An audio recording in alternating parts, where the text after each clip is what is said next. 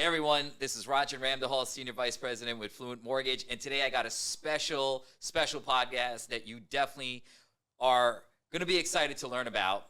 If you as an agent or you as a home buyer are looking into purchasing a new construction, well, these are the guys that you need to listen to here at Gibraltar Builders. I've got the CEO and COO, CEO Jim Mays, COO Rich Pierce. They're going to be breaking it down, talking about their new construction and what separates Gibraltar Builders from everyone else out here in the Space Coast, and things that you want to know if you're looking to purchase a new construction. Thank you guys for joining me today. Excited to have a great podcast. Yeah, great to be with you. Yeah. So that's kind of the same thing, like, with you guys. I really want to be able to find out and understand and really get the meat and potatoes about, like, what separates Gibraltar, what makes you guys different, what makes you click, like that's what we really want to focus on. So let me just, in just having a conversation, right? Sure. So what made you decide to start Gibraltar? Like, what was the reason behind it? Were you in the industry? Were you, what was behind the story of Gibraltar? What made me start, I was a real estate investor back in my 20s. And just doing like fix and flips type of stuff? Doing fix and flips, doing rental properties, buying rental properties, fixing them up, keeping them. And then my father was like, why don't you build a house? And I was like, build a house? I don't know how to fix a toilet, and I think I might have told you that the other day. But so we built our first house, and I was like, wow, I can do this. Yeah. And was this local, by the way? Yeah, this was like over in Lake Washington area. Okay, so you're local to the area here, so this is in Lake Washington. Yeah, okay. Lake Washington area. That was literally, it was like 1999. Wow. We made 30 grand on it, and I'm like, okay. That's big money back then. Right? And I'm like, I can do a couple of these a year and replace my income. Yeah. And back then, I worked for Verizon Communications. I worked in their construction division. Mm-hmm. I was making a good living back then, probably back in the late 90s, 90 grand. That's good living back then. Especially down here too, right? Like that's good money. So, that was enough for me to say, all right, I'm going to take a RIF buyout. Mm-hmm. I'll take the cash they're offering me. I'll invest it. And start a construction company. So we, Gibraltar Builders itself started in 2017. Okay.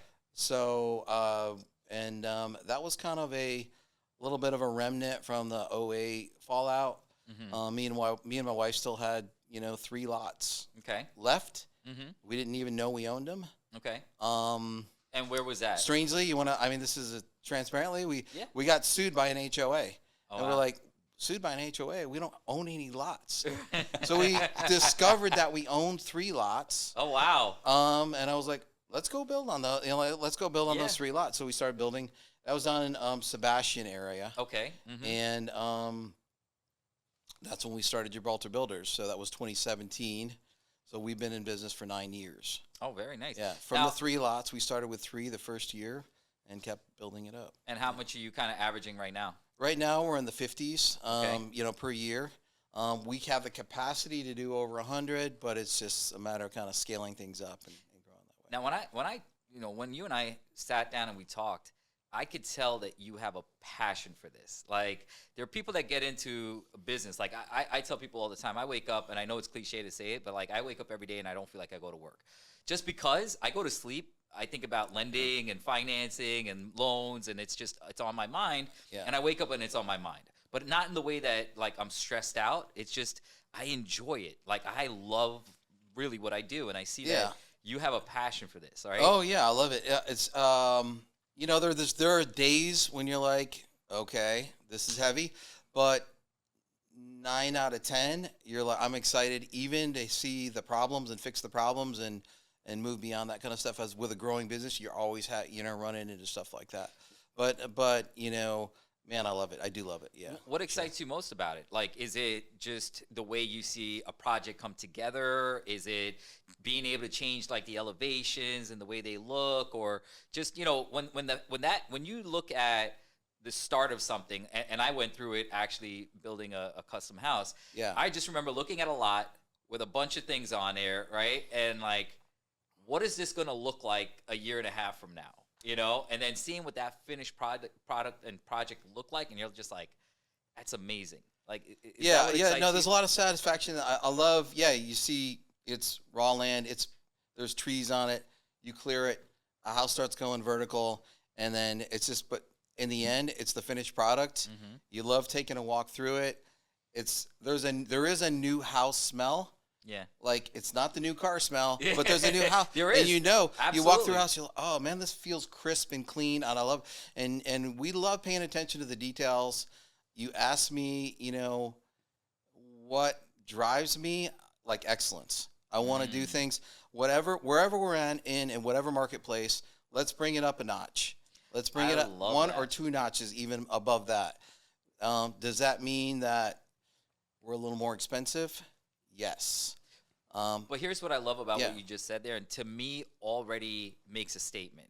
You're striving for excellence. It's not about just pushing out a product. It's not about making something that's cookie cutter, that it's just like, hey, let's just nail this out and just kind of keep it going. And because we're focused on hitting a target number, right? It's yes, we want to build and we want to build a certain way, but we want to build it with excellence. Like, know that we stand behind the product of what we've got out there. Yeah. Rich, A lot of people building houses in Brevard County. Yes. and Rich is my COO. So. Yeah, a lot of people building houses in Brevard County right now. And depending on where you're buying, those houses look wildly different, right? Yeah. The truth is there are a lot of people that can build a house. Mhm. There are very few people who know what's behind the walls in those houses. Yes. And knowing what can be behind the walls in any given new construction, we want to be a builder that builds something that somebody's going to be proud of. Mhm. They're going to want to live in for a long time. Yep. When they go to fix something or change something, they open up the walls. It's all going to be right. It's all going to make sense. It's all, you hear all kinds of stories about, what people find behind their I was walls. going to say that there is a stigma about that, right? Like about with new construction, it's like you got to be careful because you see the finished product and it's beautiful, but you don't know what's behind that wall and what's really happening there. Right. And so we're trying to build something, that we ourselves would want to live in.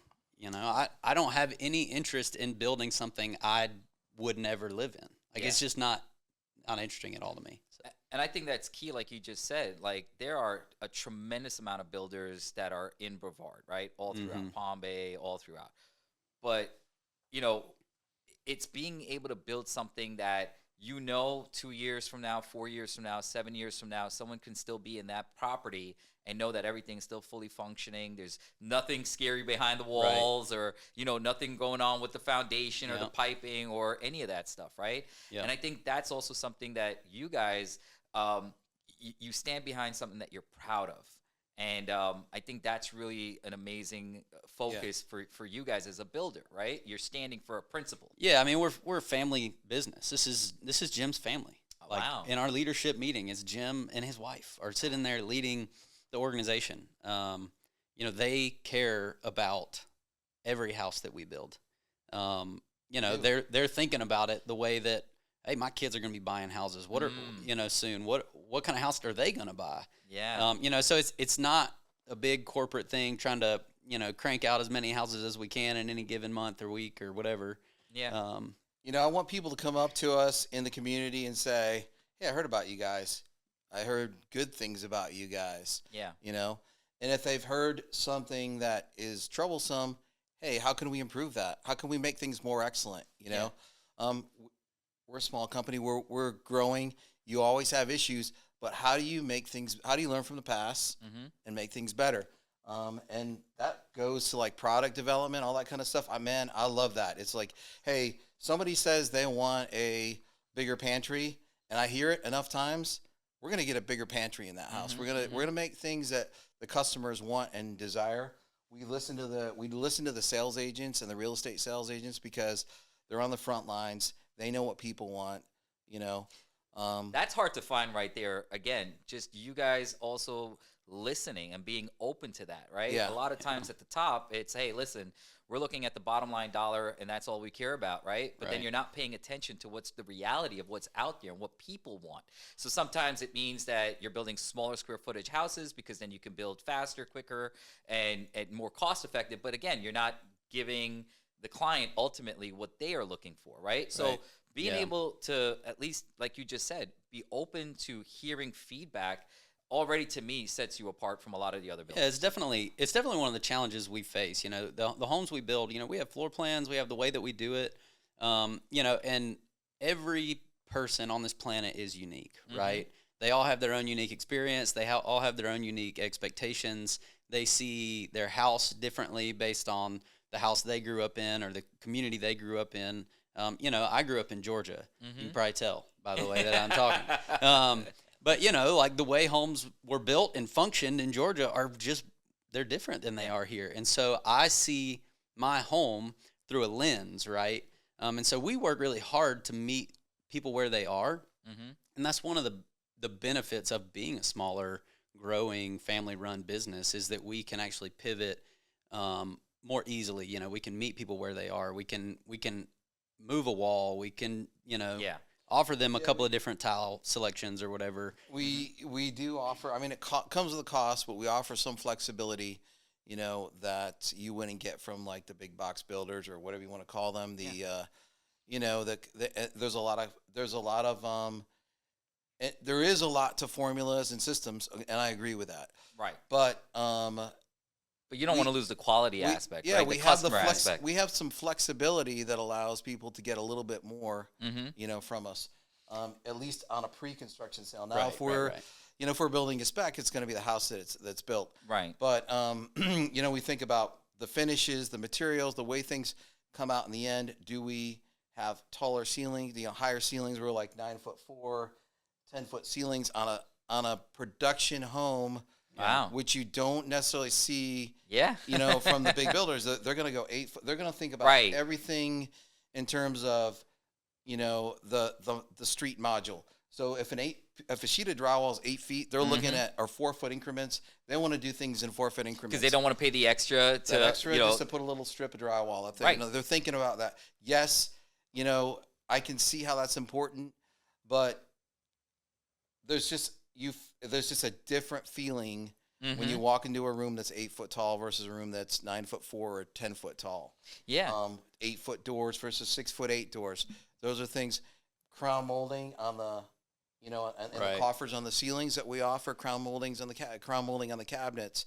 You know, granite standard. Yeah. Wow. You know, some companies do, or you know, they're kind of leveling up, but I like to say, hey man, can we be there first? 4-car garages, RV garages, things that are different that make us stand out from the competition. That's what we're looking and at. honestly, that again, meet the customer where they are. Multi-generational. You know, when you think about an 1,800, 2,000 square foot home, you know, three bed, 2 bath, or a 3-3 or a 4-3 or whatever it might be. You know, again, coming from Georgia, you know, we had a 5,000 square foot house in Georgia, on almost an acre, and it was amazing. We had all kinds of stuff and storage. You know, I live in 2,000 square feet on the beach now. I have like 4 closets, and they're and all you're like, full. there's no storage. You know what I mean? And so like even you know, with like the RV garage, it's an RV garage, but it could be so many different things, right? We can use that space, and we're actually trying to show how to use that space. You know, in 100 different ways. You know, if I were looking to buy a home in Palm Bay, I absolutely would buy that. And I don't even own an RV. Don't want to own an RV. Never going to own an RV. But I would use it for something else. Right. And just being able to think outside and say, hey, listen, we want to build to accommodate. Right. I mean, that is important right there. And I think that goes back to what you were saying earlier about you want your brand to stand out. You want to be a household name, or you want to be a generational name, right? Where, you know, the parents built their house with you. When it's the kids' turns, they're going to build a house with you. If they want to upgrade for something bigger, they're going to build a house with you because they know the quality in what you put into that property. And I think that's also, again, important, because here's something I think that we need to touch on. A lot of times when you have that many builders that are here, they're looking for opportunity of where they can get in, maximize a profit, and then get out. right? You know, especially, and again, I'm not trying to say anything Sure. about that, but people coming from outside of the area, Sure. they're just looking at, hey, where's the next opportunity? Right, high growth But area. that's it. Ton of It growth is right a high now. growth Right. area. We But live in a great spot, but you by the are way. here. Yeah. And so you understand the needs of the market, and you're here. You're not going outside of there, right? So these are people and families that you know you're going to see, and you want to stand behind that product of what you're putting out there. Yeah. Now, the company, will it ever go outside of Brevard County? Of course, that's our vision, our dream. We want to go bigger. You know, and between you and I, we want to take the company to 3,000 units a year. That might seem ridiculous from 50 to 3,000. But really, it's like, I think we had the discussion. It's like, hey, can we get into 15 different subdivisions? That doesn't sound, if you look at it that way, not ridiculous. Right. There's a growth. I mean, that's a 10-year plan. But I mean, to go from say 50 to 100 to 300, we're talking about if we're in 3 subdivisions, that's a 300 unit a year housing company. So that's kind of where we're going. You know, in the company. Now back to paying attention to what the people need locally. Yes, you know, we are considerate of that, and we look at, you know. There are thresholds, you know, where we're at, especially we have a lot of product in Palm Bay. So you're in Palm Bay, you can't really build a $600,000 house, $800,000 house in Palm Bay that you could probably get away with in Vieira or other locations in the county. We've got another product that's up in Merritt Island that starts at $1.5 million. So it's different marketplaces, different things going on.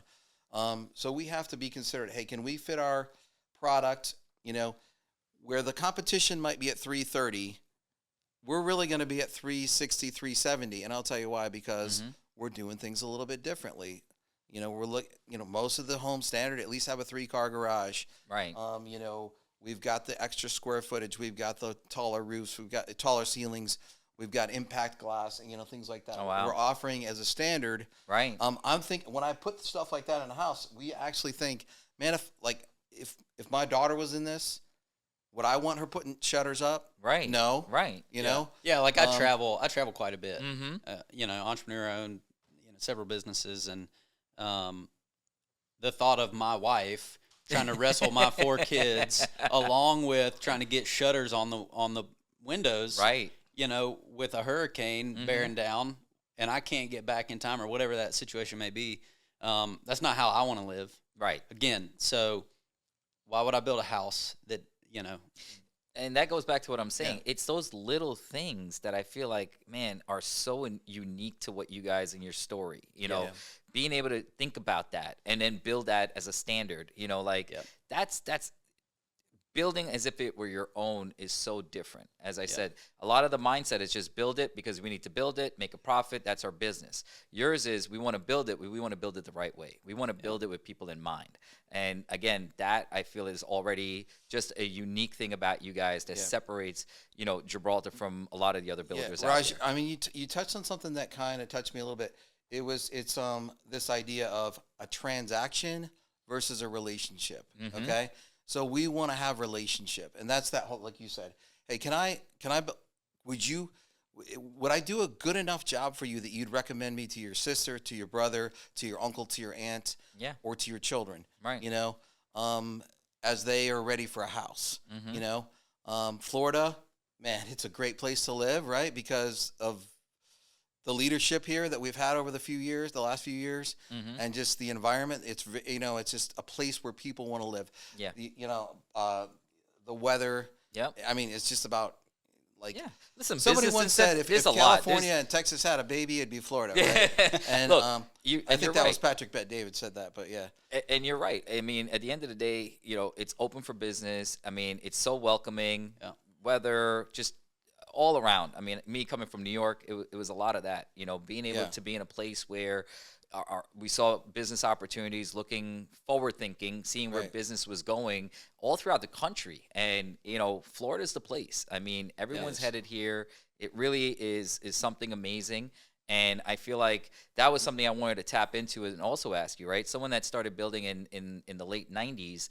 I mean, you've seen a transformation in this area from where it was to where it is now, and obviously where it's going, right? With the continuance of space and engineering and everything else that's happening in this area. I mean, you know, Space Coast is really something special, and it's got a ton of room to grow. Yeah. I mean, even in Florida, it's one of the. I grew up on the West Coast, over in Fort Myers area, Boca Grande. I lived there as a kid, but it's like a retirement area, totally different. You know, here the job growth, you know, the jobs that are available, the technology, the space industry, it's just like vibrant, right? And you know, it's exciting to be part of it. You know, I don't build rockets, but I sell to people who build rockets. You know? Right. So that's cool. But longevity. Back to that. I think I want to go back to that. Just this idea of like, hey man, we want to be here for relationships. Honestly, I want to. Maybe this seems a little bit like disjointed in the conversation here. Raj. No, but it's very important, right? Like that says a lot that you stand on. You care about relationships. You stand on relationships. Gibraltar is built on relationships. Yeah. So, and then, and just even the name Gibraltar, what does it mean? It means something solid, right? It's the Rock of Gibraltar, right? So, it's a point and a place in Europe, obviously, but it's a place where it's called, I think it's called the Pillars of Hercules or something like that. Where basically the whole entire Mediterranean spills out into the Atlantic Ocean, vice versa, and that whole little region in that area is the place where a lot of really cool things happen, and that's kind of why we chose the name Gibraltar. We just feel like, hey, it has historical sense, it has historical meaning, and it has a sense of solidity, I guess, for lack of another way to say that. But it's timeless. Going back to the way that we think about our product, the way that we think about our clients. Things happen. We know that at some point there might be a problem with the house that we build. And so not only do we want to work hard to provide an excellent product up front, but we want, in our warranties and the way that we support the way we communicate. We want to communicate with kindness and understanding, with patience. Like, if we had a customer the other day who hand wrote us a letter about a warranty issue, and I'm like, does she know that she can use email? But we still but she was an older lady, and like, hey, let's just put that in the issues log, and we'll take care of her right away. Now that we know that we got this handwritten letter, again, where a lot of builders are very bottom line focused. I am very people focused. We are very people focused. If you've bought one of our homes and you have a problem, our goal is to make you happy, is to solve the problem. And so we work hard to go above and beyond in that realm. And I think that transparency is important to say in a space like this, because for us to sit up here and pretend like things don't ever go wrong would be pretty disingenuous. Things happen. Hopefully not often with our product, but I can't control. And I think that's great, because I'll tell you something, right? Again, in New York, there's not a lot of new construction. It's just a lot of renovations. And so when we built here, it was all new to me. I mean, it was, especially we were still in New York trying to do that. And it is definitely, it could be very stressful, right? A lot of details. Needless to say. A lot of details in there, And so what you just said there, I think, is so important about understanding people where they are, where they're at. And so if you've never built something, or you've never bought a new construction, you need people that you can rely on, that will be transparent and be there to understand and be there to talk you through and be there to help you through and give you ideas. That is really, really important. I mean, you keep saying things that are really, they're like part of our core values. Like acting like you own it. I heard that from you. Like just taking ownership of your product, transparency, being excellent. Servant leadership, which is kind of a Christian core value, but it really means like, hey, can you serve up? Can you serve down? Serving up. Can you help the people below you that help you? Right? And help make their job better? Can I Rich works for me, but can I provide Rich for with an education? My customer is probably the up, right? So how can I serve my customer better? How can I be a better servant to my customer? Yeah. Nothing like going to a restaurant Yeah. where you're just like mistreated. And what's that? Like you're either mistreated or you're like, man, I've been sitting here for 2 hours waiting for my food or whatever it was. Yeah. And you're just like, wow, that was a bad experience. I don't want to come back. Right. Now, the good experience, the food can be kind of marginal, right? But if people take care of you, right? Yeah. You can overlook that. Yeah. Now, I'm not saying I want both. I want great food Right. and good service. And that's Right. the way I want my customer, great food, good service. Well, because if you get that, you walk out of that restaurant like, You're man, coming back. I'm telling everyone. Yeah. Not only am I coming back, Yeah, but I'm you- telling everyone about it. You right? have a conversation. Hey, where do I go? Yeah, you got to go to this place. Right. And that's what I want Gibraltar Builders to be. Hey, you got to go to these guys. Yeah. Right. Are we there yet? 100%. Not where I'd love to be, but we're getting there. But see, that's okay to say that, and I appreciate you saying that because Yeah. a lot of people wouldn't say that. A lot of people would be like, "Oh yeah, we're in a great place. We're doing everything right," and that's not the truth, right? Yeah, I mean, It's I think okay to say, "Hey, we're striving yeah, to get there, and every day we're progressing and working on getting there," right? yeah. I mean, we're always trying to get better. You know Right. what I mean? And we're finite. We're limited people, just in general. There are only so many hours in a day. There are only so many emails I can type. There are only so many phone calls I can make. Right. There's only so much I can get done. And so inevitably there'll be things that I did not do with excellence in any given Right. day. The hope is that over time, I'm managing the whole of my responsibilities with excellence. But if I fall short, I want to admit that and I want to make it right. Yeah. And so whether that's in the way that I've communicated with my team or a customer, or whether that's in the, an issue with the product or with the process, whatever that is, we want to own those things and continue to get better. When people complain to me and say something that they don't like, I have a choice. I can say, this stinks and react and say, oh, that's not my fault. It's somebody else's. Or I can say, you know what? You're right. Let me fix it. I'll take ownership of that. That's extreme. That's extreme ownership. Yeah. But that's the value of ownership. You're right. It's on me. I gotta take care of business here. But you just kind of you spark something. I'm just thinking about transparency and the idea of, hey man, if you've got an issue with somebody, Raj, I got an issue with you. You know what? It's better to just be like, in a friendly, straight up, Yeah. dude. Let's fix this. Yeah. You know what I'm saying? Instead of burying that down under and let it grow and But it's still turn into a festering mushroom, underneath right? there, right? Yeah, you don't want it, right? Yeah. One of my close friends, and he taught me a lesson on conflict resolution many years ago.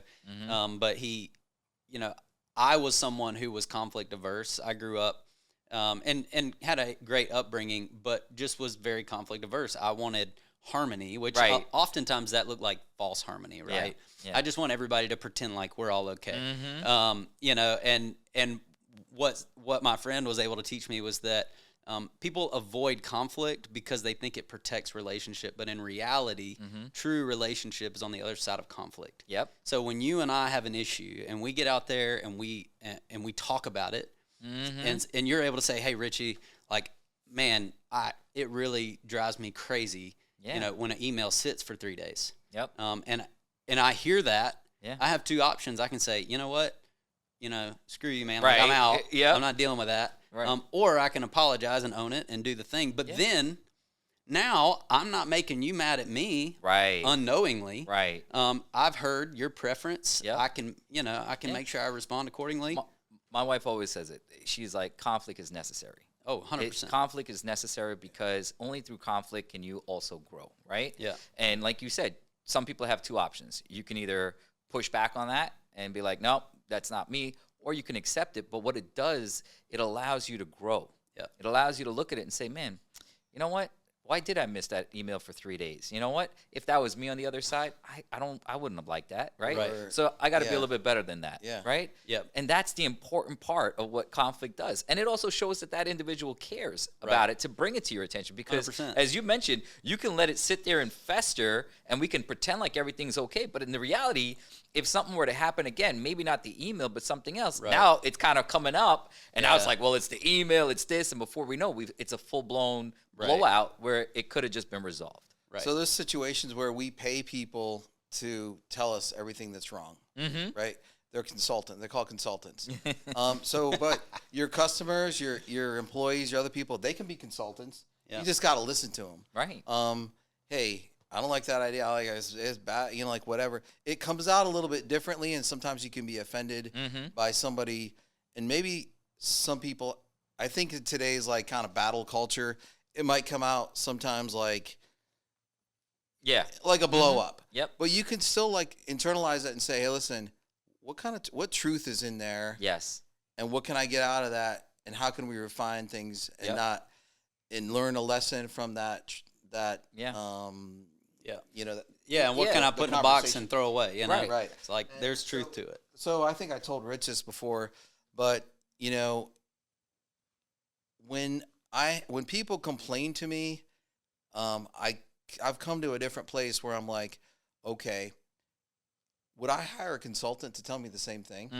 To be that honest with me? Right. Or I can actually just listen to the people too, right? Right. And listen. So listen to the people. Right. And it's like free consulting. Right. That's my point, right? Yeah. I can hear it from someone else. Right. Or I can actually let my customers feel that they're also important to me, that I'm willing to listen to what they're saying and take it as, hey, this is good constructive criticism. Right. So, and you can be like, and then that comes down to product. Hey, somebody, if you hear something enough times that door is swinging the wrong way, that's the light switches in the, you're going to let's listen to that. Right. Right. Right. Now every once in a while, there is that whole idea of, okay, everybody has an opinion. Okay. Yeah. We can't manage that as you can't manage every opinion, but like you opinion. just said, if there's enough of the same thing that someone is saying, then it's warrantable for you to look at that and say, hey, all right, listen, if 5 people are saying the same thing, all right, maybe we need to look into this. Right. Yeah. So and in fact, we just did that. We're talking. We talked about more square footage. Looking at what people want and need and the functionality of their home, the space that they want to have. We went back just a couple months ago, and we're in the process of redoing some of our standard floor plans to meet the needs of people where they are. Well, let me ask you a question, because this ties into what we were talking about of the growth of the Space Coast and how things have changed. And so, like, for Gibraltar, what do you guys see in terms of that growth? I mean, are you guys looking to adapt? And I know you mentioned that you do have I think it was like $1.5 million projects in Merritt Island. Are you guys looking at some point to also be able to scale and to meet those demands and those needs of some of those people that are coming to the area, those that maybe want to get into $2 million projects, sure, or we the have $800,000 $800,000 projects? Like, what does that look like? That looks like that. Like we're actually doing that. We're expanding into different marketplaces, and we're kind of we're strategic about where we can go, and then it's also a matter of barriers to entry as a smaller company, right? Capital constraints and things like that. How much can we get involved in different things like that? Yeah, that's one of the one of our biggest challenges is that space is limited on the Space Coast. Right. It's funny to think about. There's a lot of potential, south of Melbourne, Vieira, Suntree. There's a lot. It's no secret. It's south and north, and then the middle is all pretty much chewed up at this point. Right. Unless you're Vieira Builders, who's got like 20,000 acres of land left. That they do what they need to do. Right.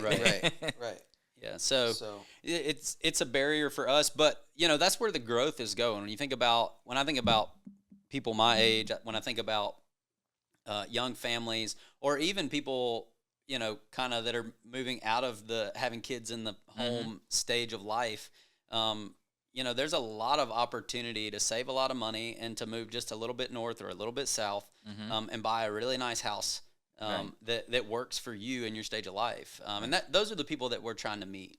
In Palm Bay, wide variety of buyers there.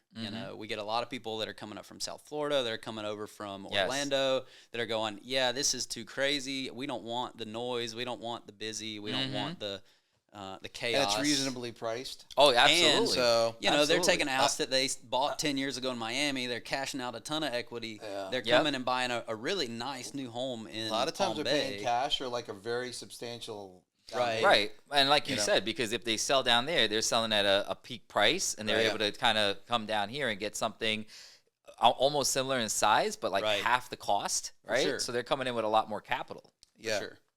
And then, you know, with the more luxury developments, you know, we've got one going on up in Merritt Island, up near Marker 24 Marina. Mm-hmm. You know, that'll be, was it 21 21 homes there. homes? Yeah. Plus whatever we can kind of feel around the neighborhood. We're gonna buy Right. some scattered lots around the neighborhood. Yeah. That are kind of riverfront and things like that. And those will range anywhere from 1.5 to 2.8, 3, something Mhm. like that, and anywhere from 2,800 square feet to 4,800 square feet. Nice.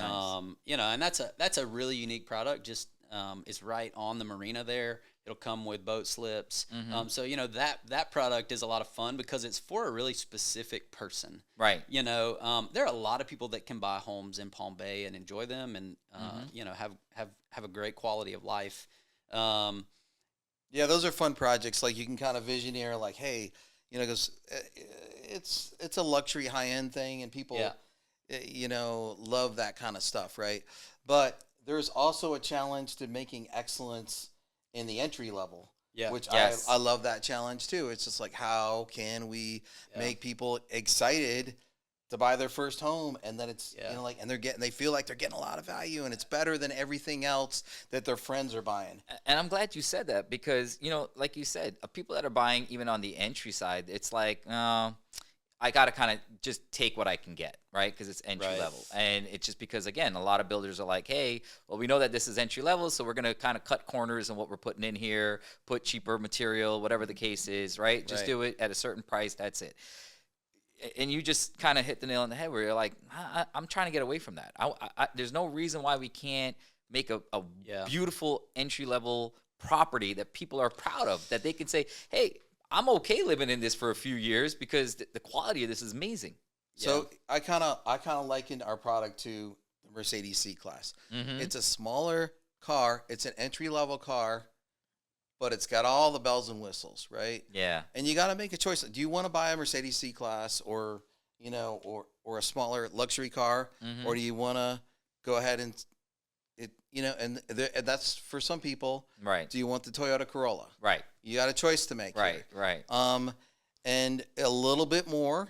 It's Mhm. the same size car, probably has the same functionality, all the other things. It's going to get you from point A to point B. Get you Yep. from point A to point B, but we've got the equivalent of the leather seats and Right. All the yeah, extra right. bells and, And, whistles yeah. that you and want. that puts that you know, that brings us to one of the challenges of the product that we build is education. Mm-hmm. You know, the average home buyer doesn't conceptualize all of the little details that add up to the way a space feels. Mm-hmm. You know, unless you are deeply invested in the real estate world, in the design world, you know, when you walk into a space, you may not notice the trade ceilings and how But that's... you notice. Well, you might you're notice like, it. there's something about this house that's so much better. But you don't. Well, you don't normally get a tray ceiling in something like that. No, You know. unless you're trained on, like you're like, it feels better. You know why it feels better, but you know. Right. You don't Right. identify that as the thing, or Right. the you know, the 6-inch baseboard or 5-inch baseboard. Yeah. So there is difference. education. So we're, you know, with the realtors that work with us, I'm really keen on, like, hey, let's go walk through. Let's do a Mhm. Yeah. let's do a little session with Jim as the founder, and I'm going to tell you why I love this house. Yeah.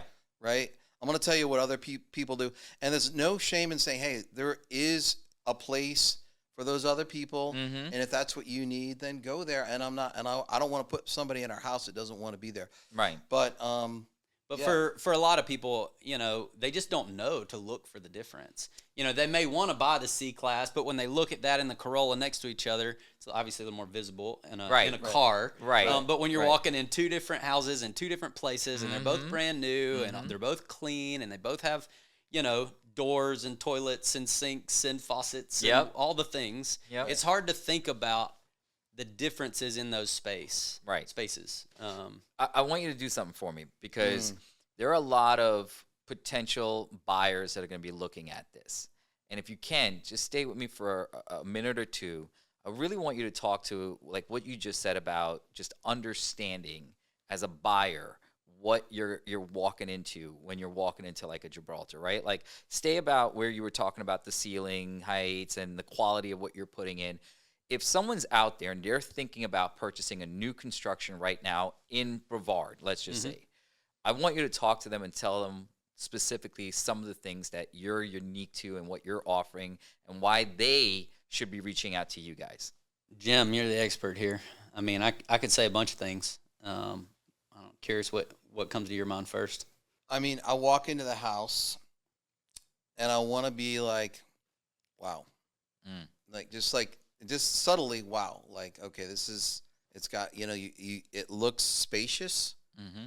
You're looking around and like we said earlier, you don't necessarily notice a 6'8" door unless somebody points it out. Well, we use 8-foot doors, wow. right? You're like, okay, you notice, and you're like, those doors are bigger than that. Like, so then when you go look at the next house, are these things different? Do we use 6-inch base, 5.25-inch baseboards? Do you see shorter baseboards? Do you see custom trim, right. on the windows? Like our wood sills, we're using wood sills, which I think are a premium. Some people might disagree with that, but I think it looks janky to have impact glass, to have marble sills. Impact glass. You wrap on the window, and you feel. Does it ping? If it pings, it's probably not impact. If it feels like a rock, sounds like a solid rock. Yeah, it's impact. So you just walk around that little things like that. Yeah. You look at a kitchen. Does it have crown molding? You just open the doors, close the doors, and if the door slams really quick and it sounds tingy, they're not using the right hardware. I mean, that's just the way I look at it. And even pulls and, on the drawer and door themselves, some builders don't even offer that on the cabinets. I forget about some of the things we do, but I'm just like, a friend of mine was like, dude, I was in your house. I couldn't believe all the stuff you're doing. And I'm just like, really? I think he's this like, is standard. It's just a house that we would want to live in. You have an air switch on your disposal. And I'm like, is that a big deal? It's like, nobody does that. Everybody has to reach under the counter and flip on their disposal. Right. And I'm like, oh, okay, that's cool. I'm glad we do that. I'm glad you're impressed with that. Right. Yeah. So I love that's the thing I really love more than anything is I feel it. I know what I put into it. But when I hear it from somebody else, it's affirmation. And I feel like, okay, we're doing the right thing. Yeah, I mean, it's little things about how do I feel in the space. When you walk into a space and you think about the horizon out in front of you, an 8-foot ceiling just feels different than a 9 or 10-foot ceiling. Oh yeah, and it's hard. I can relate. It can be hard to put like a dollar value on that, right? And so when I'm thinking about educating buyers and helping them understand it, I would say go spend a lot of time in the homes that you're considering, if it's possible. If it's new construction, obviously you can spend a lot of time there, and then ask a lot of questions, because a lot of times models for new construction are the top, like all the options, all the best, and then when they show you the price sheet, you're like, oh, I can get this for $340, and they're like, yeah, you can get a great house for $340, but they did not say that you could get this for this house for that, right? Yeah. And so know what you're looking at, know what you want, and then be prepared to like save up a little bit more to get the thing that you really, really want. I think that's the other thing that I would tell, especially young people. I think a lot of times, good to know, young people get in a hurry. Life is happening. I need bedrooms. I want to be established. I want to be planted. Right. But a home purchase is a long-term purchase. And I would say, look, so we're talking about the same house might have a $30,000-$40,000 premium that we sell. Right. And Raj, I mean, you're in the mortgage business, and Raj, I love like what you do, at Fluent and all that. But that's one thing to just point out. Like, if you're getting all that extra stuff, right? And we've had comments like that, like, okay, well, a lot of it is like, if I add all this up, you guys are actually less expensive than these guys. If I could even get these things, because some builders just won't let you do it. But if I could even get these things, you guys are a good value. Now, beyond that, what does $40,000 usually mean on the you mortgage know, side. on a mortgage payment? Right. We're talking over 30 years, 40,000, probably Yeah. about $20 difference, $15 Yeah, a difference. month, A $20, month. $30 a month And to get what you want, right? Right. Yeah. Right. Yeah, we just said it, jinx. You know, like right. So And then as a new construction, we can, you know, you can structure these things in such a way, and being a small company, we can kind of make the numbers work best for you, you know. So if it makes sense to actually push that sale price up to offer more flex Yeah. cash to, you know, to Yeah. buy down rate or Yeah. to get some upgrades that yeah. you want, like So I like that, by there's the a way. lot of flexibility. what's really with good, us. I mean, and that's another thing I'm going to say, like we buying new, and it's not only us, Sure. but there's a lot at this point in the marketplace. You have a lot of room because there's the builders can, and including us, Mm-hmm. offer flex cash to help with your mortgage buy down. Yeah. And in effect, over time can save you a lot of money versus like, say, if I had bought the same house from, just Resale. a regular resale seller. Yep. So it's like, okay, say if you have the same exact features in a retail in a retail seller that Yep. Gibraltar Builders would offer, Mm-hmm. and they've got everything. Maybe they were an older house, but they changed all their windows out to impact. They did all this other stuff. They can't usually offer the flex cash Right. that can help you pay for your closing costs and buy your mortgage down Yep. over time. And I don't know, and I don't know if you can even disclose that. Mhm. But like, hey, if you've got $10,000-$15,000 or 3 or 4% that you can use to buy down your mortgage, and say you had an average Yeah. credit score of Mm-hmm. like in the low 700s or something like that, Mm-hmm. what could that mean on a rate?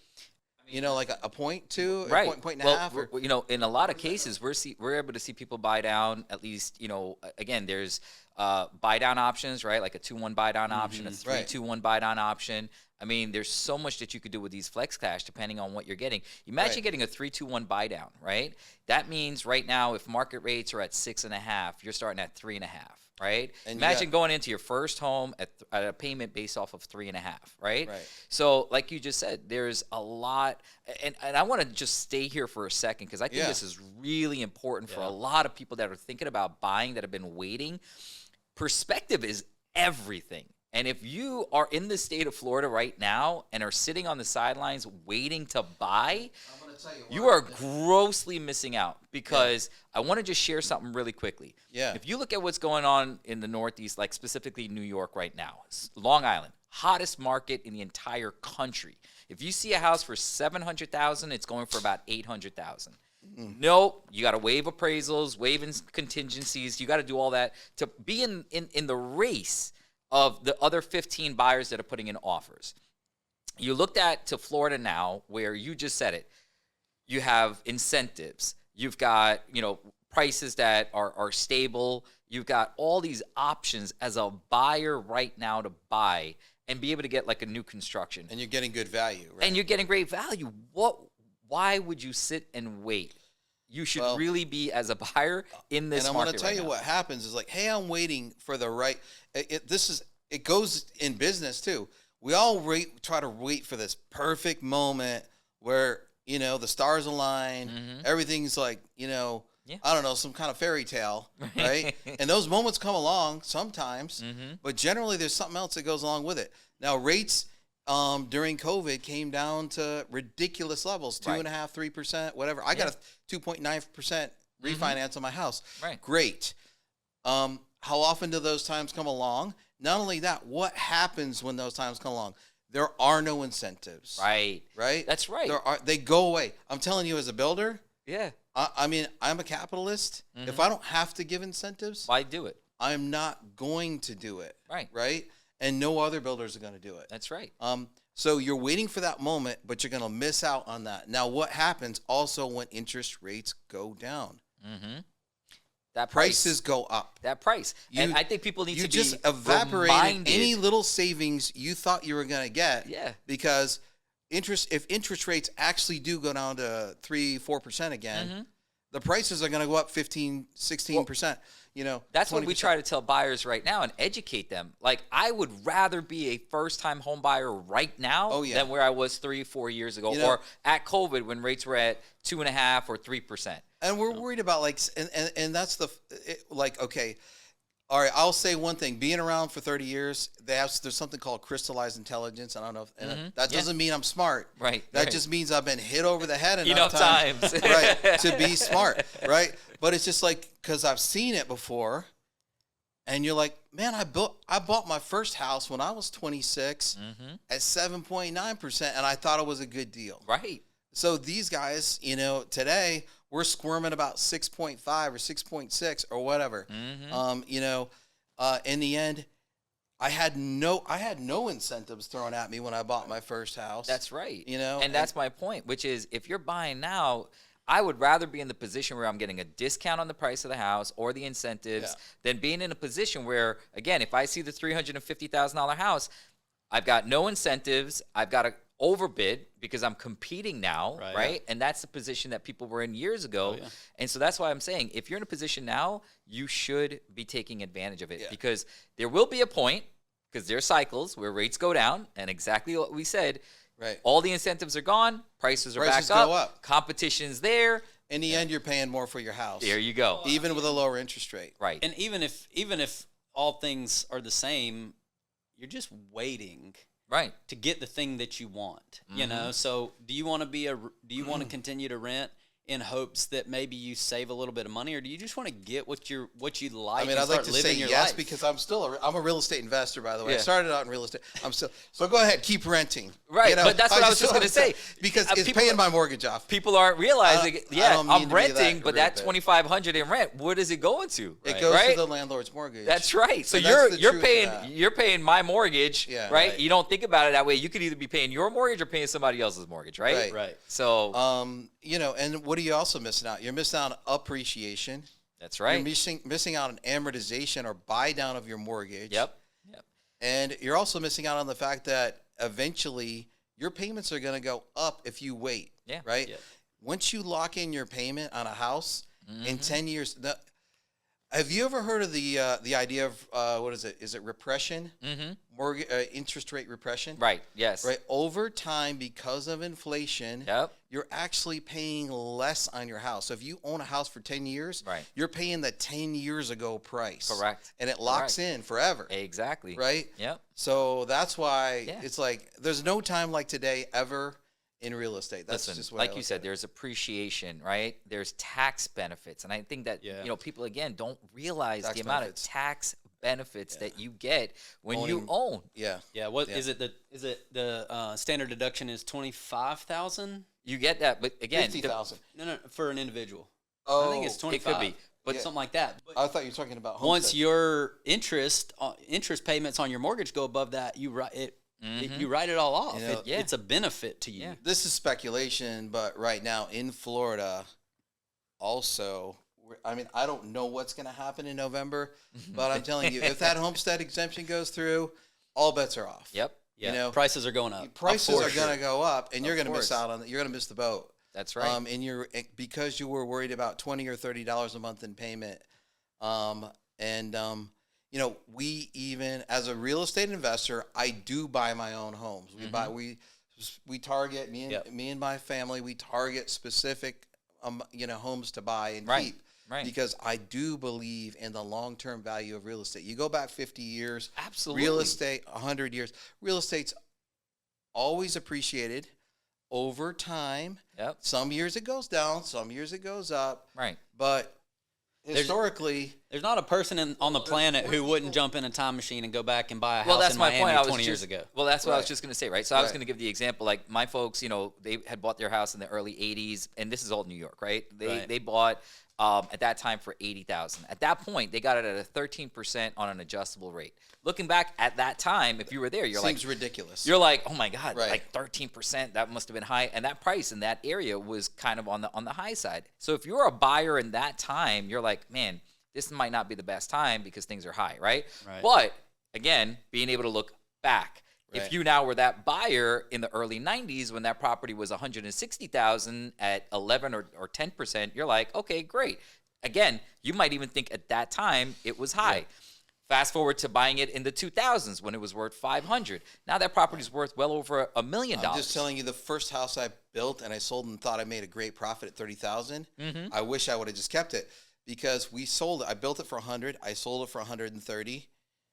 That same house, it's a couple miles from here, is a $500,000 house. See? Now imagine if you had bought and kept a couple of those houses. Right.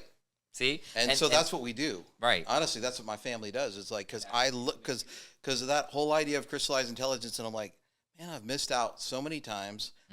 We are buying our houses that we build. Yep.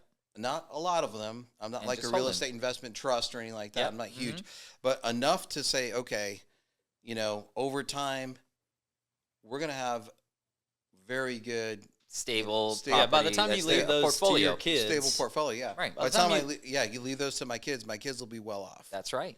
That's right. So this isn't really what the conversation is about. There is two sides of it. Yeah, there's an investment. Real estate is an investment, but real estate is just as home ownership. right, live your life. You get Don't to wait on benefit it. from Right. the same thing as real estate investors That's by right. owning a house. Benefit from. Yeah. That's right. The idea of regression. Okay, obviously that same house, the $130,000 house, the payment was $879 a month. Wow. I mean, who And those wouldn't kill for Now you an think back about that $879 payment, right? right? And those $879 then Right. were worth more than $875 now. Correct. Oh, But you're yeah. still paying the $879 Correct. right, price. Absolutely. right. So there's that's cool stuff. You know, I wanted to go back to working with a good mortgage company like Fluent. Yes, I super know you important. guys that is another thing that we have is we have good strategic relationships. And I know that your company will, and I don't know if you want to promote this or not, but you offer 1% of the mortgage Yes. value in assistance, along with on top of whatever assistance we're offering as a builder. And I will tell you, if conditions are awesome, will those things stay? Absolutely. Absolutely. I Yeah. mean, you know. No. I'm just saying. We go down to 3%, and you're doing a mortgage every day. Well, no. You know, or every 45 minutes or whatever. No, you it doesn't last. Like Right, you it said, doesn't last. The incentives goes away as the market changes, right? You'd like to be, what you call it, like a philanthropist and Yeah. say, yes, forever, we're going to do that. Right. But the were those reality of it incentives is, there during COVID when rates were, Right. 2.5% and 3%, and again, homes are flying off the shelves? No, right? So Right. it's offered now because there's opportunities now that people can take advantage of these things, right? So you literally have a stack of correct. incentives. Yes. Not, offered by the lender, by Correct. key strategic partners like you guys with Yes. us, and by the builders. Right. Like us. And that's where we go back to saying that why now is such a good time, because it's not going to last. It's not always going to be there. You're not always going to get the builder incentives, the lender incentives that are available for first-time buyers, right? I want to say, I'm sorry, if I'm yelling or like, I'm excited. No, and that's why I said I know your Yeah. passion with it, Yeah. but that's also why you wish that you can really grab onto some people, Yeah. and you're like, what are you waiting for? You've been waiting for 2 years, 3 years. Like, what? You're waiting because you want rates to go from 6.5 to 5.5, or you want them to go from 6 to 4.5? Like, Right. I mean, again, look at the difference in the payment. You've been watching a house increase in value by 5 or 8% every single year while you're waiting to save Right. $20 or $40 a month on a payment. Right. Right. Yeah, I mean, and going back to our strategic partners, we put them in place again to meet our customer where they are. Having a good lender in place is so important. Buying a home is stressful enough. Like you're moving all your stuff, you're moving all your rhythms and routines are getting going upside down. I have a personal experience with this. I got pre-approved for the house that I'm in right now. Got under contract 3 weeks before I'm supposed to close. My lender says, "Oh, sorry, we can't do the deal." Oh, wow. And I had been pre-approved, and I'm like, Yeah. "What do you mean? You said the words like So, you and I'm said gonna say pre-approved." This, Right. this is good because if we have trade partners like Fluent that are consistent with our core values, Yes. meaning they have integrity, they're going to be transparent. Transparency more than anything in a lender situation, super important. Like basically, I don't want to say it in a negative way, but basically, if somebody is kind of just trying to get the transaction, Yes. and kind of lying to the customer, Yes. to get the Yes. deal, Yep. and then kind of replacing that does a couple of things like, oh, I thought I was going to get a 6.5% interest, but I got a 7.5, or it's because somebody wasn't transparent. Yeah. Well, right? because there's a rush to get, right? Especially in this Right. market right now. Unfortunately, a lot of lenders are just rushing to get what they could get their hands on. Right. And it's over promising and just trying to get whatever they can. Right. And that's also why I actually talked about this before on another video that I did, but why we're seeing such a high amount of fall through right now, more than we've ever seen. Because lenders aren't doing what they're supposed to. Their job is to make sure, like for us, we make sure that we do our due diligence before we put our stamp of approval on a pre-approval, right? Right. Like we That's will important. not change that. We will not conform. Like if a client can't get us the bank statements, the pay stubs, the tax returns, we can't look at a credit report. If we can't do all of those things, I'm sorry. I don't care how great you say your situation is. Unless we see it, we are not putting our stamp of approval on it. Yeah, I mean, and we've had clients that their lender, just what happened to me, their lender fell through. Like I said, it's already stressful. Now they're selling their home and they're trying to buy this one, and all their Because financing. they sold them a situation that was untrue. Right, and their financing is falling through, and now an already They're upset. pretty stressful They're situation. losing their deposit. They're this, they're that. They've made their arrangements to move all their stuff, Right. whatever it is, and they can't close. So a stressful situation has become exponentially more stressful, and so we partner with really good lenders to help to protect people from that situation. I don't want you to get under contract on a house with us if you can't afford it. Yep. That just sets everybody up for a bad experience, and it's totally unnecessary. So that's why good trade partners are very important. Absolutely. And Right. same thing from our side, I always say this, it's not worth it. Like you just said, why put a pre-approval out there for someone, set expectations, and now it's a whole trickle-down effect, right? Yep. Now you can't hold to your ability to close that Right. transaction, affects all these other people like a daisy chain, right? Yep. Affects everyone else in the situation because you are not willing to be transparent and say, hey, I can't qualify you for this amount, or you can't get qualified, or with Right. this product, you can't get qualified. That's one of the things for us, we're proud about as a lender. One, we have a lot of products that we can offer, but two, we don't stray away from our core values of making sure that people are legitimately qualified before we put our stamp of approval on it. Super important to have all your I's dotted, your T's crossed. Where, I mean, Rich knows this, and some of the guys know. Like, man, if I see a pre-approval letter from X, that's where I was going with it. That's where I was going. We have lenders. I see this, and then they're like, "Oh, can you do?" And that's the other thing is we, when we have our incentives, they're in connection with a pre-approval from a preferred lender. Yeah. Like, there's a couple we have 3 different primary people that that we trust their pre-approval. Yeah. Because that it's always the agent or somebody's trying to say, well, can you make an exception and this and that? And man, as much as I want to, I've seen 3 deals from that guy fall through. Yep. And I don't want the heartburn from it, Yeah. And that goes back to the education piece. You as a buyer need to consider who you're getting a loan from and how that impacts the perception of the people that are doing the transaction. Obviously, in a resale, they're not going to have any historical experience. But if you're buying new construction, your lender matters in that deal. Yeah.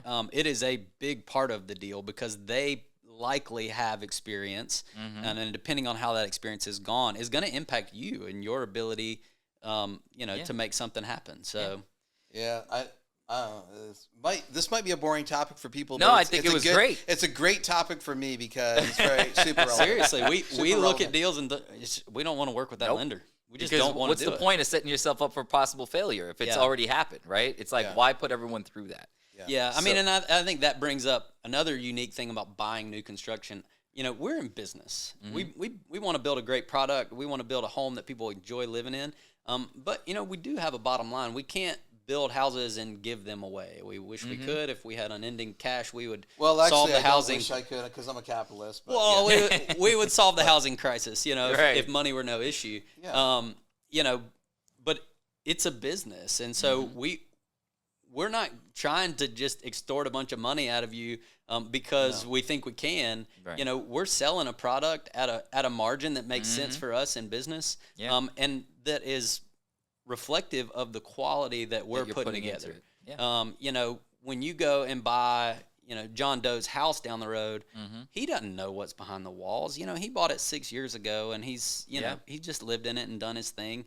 We know what's gone into it. Right. We've got blood, sweat, and tears into that project. We've jumped through a million hoops with planning and construction and vendors and subs and rain delays and all the things. The VA. You know, The veteran loan. Right. But, hey, we love veterans. And we do all of that because we want to give people a great product at a great price. So if you got one last thing that you can say to the people out there, right? Take your shot. One last thing that you want them to know about Gibraltar, about you guys. Go ahead. What would you say? I would say do your research. Know what you're buying. Consider the length of the investment.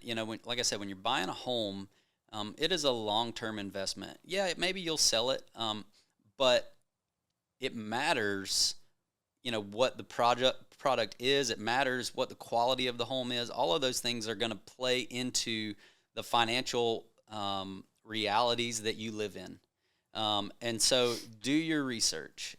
Just because you can save a few bucks and get a house that's the same square footage, those are likely very different products. And if you're okay with those differences, by all means do that.